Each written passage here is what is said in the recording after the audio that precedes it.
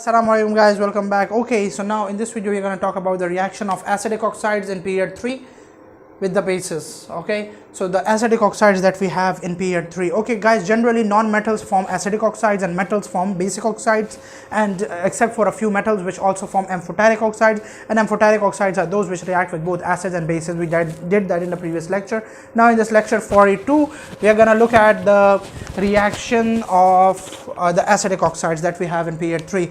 Okay, so the acidic oxides are starting from silicon dioxide up to chlorine oxide, chlorine 1 oxide and chlorine 7 oxide. Okay, so now let's talk about them one by one.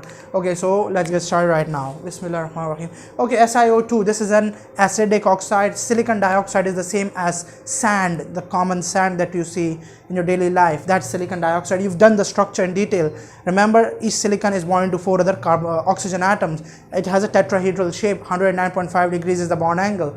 Now silicon dioxide, which is a solid, and why does it have a very high melting point? Because of its giant covalent structure. Okay, now this silicon dioxide, when it reacts with sodium hydroxide, it will form sodium silicate.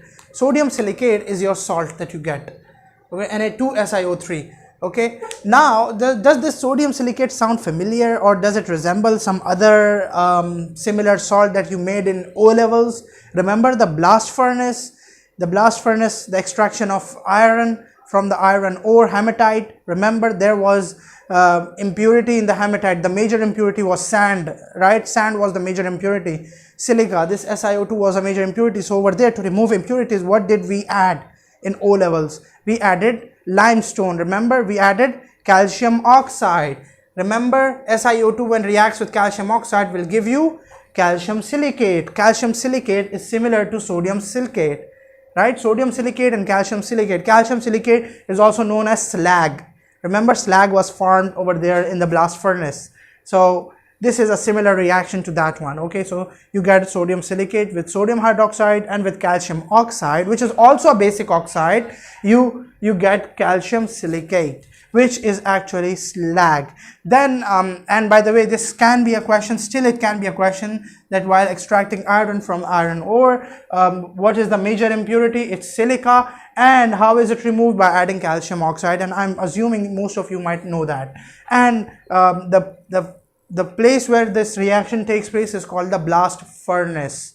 Now this was about the first oxide, silicon dioxide. And remember, silicon dioxide is an acidic gas, and we did it previously that silicon dioxide is insoluble in water.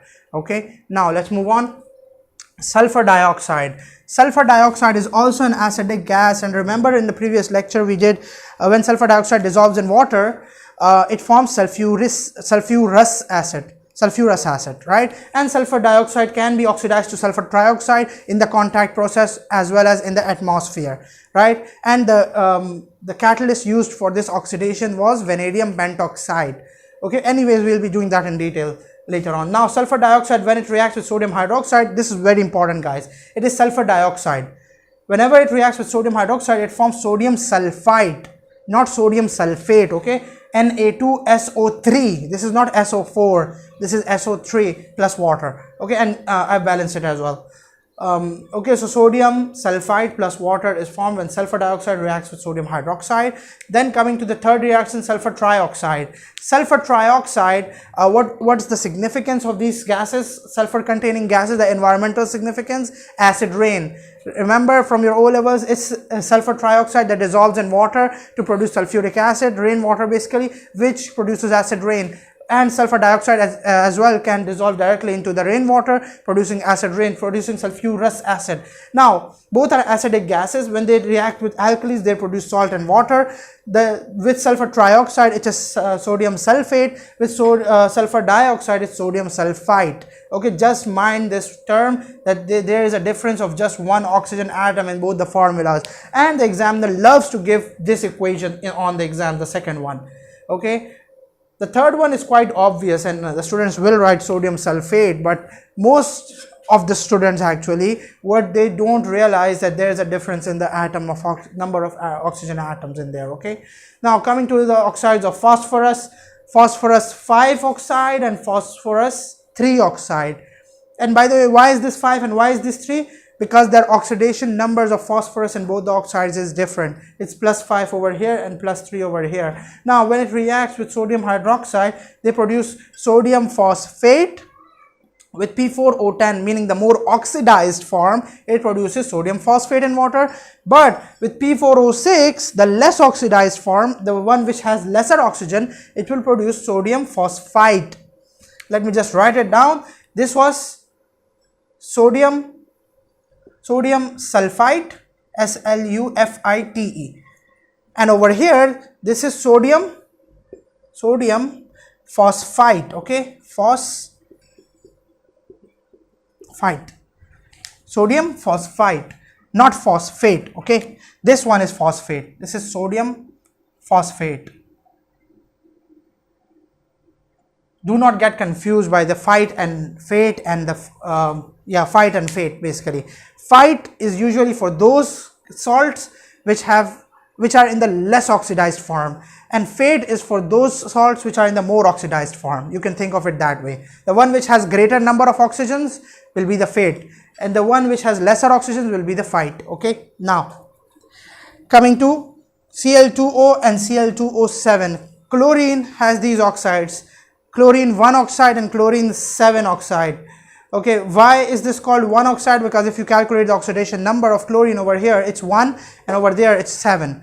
Okay, now when Cl2O reacts with sodium hydroxide, it produces a salt which is known as sodium chlorate 1 and water. Sorry.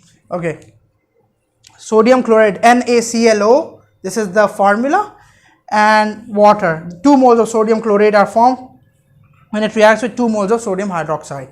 Okay, balancing, of course I don't need to revise that, you guys know that. Okay, then coming to Cl2O7. Cl2O7 is chlorine 7 oxide. Okay, when it reacts with sodium hydroxide, it produces sodium chlorate 7, NaClO4, NaClO4 plus water. Okay, and 2 moles of sodium hydroxide are reacting with 2 moles of sodium chlorate plus water. And I've written down the names of sodium chloride and chlorate as well on top over here. Sodium chlorate is NaClO1. NaClO, this is also known as just sodium chlorate, but its oxidation number specifies what sort of a sodium chlorate it is. Okay, and this oxidation, this 1 is actually the oxidation number of this chlorine over here. Okay, and in this case it's 7, it's +7, and this completes the reactions of acidic oxides with bases. And of course we don't need to do the reactions of acidic oxides with the acids, because it makes sense. They'll be unreactive. Acids don't react with acids and bases don't react with bases. They must be opposite things reacting with one another, acid and a base. Okay, so yeah, meet you in the next lecture.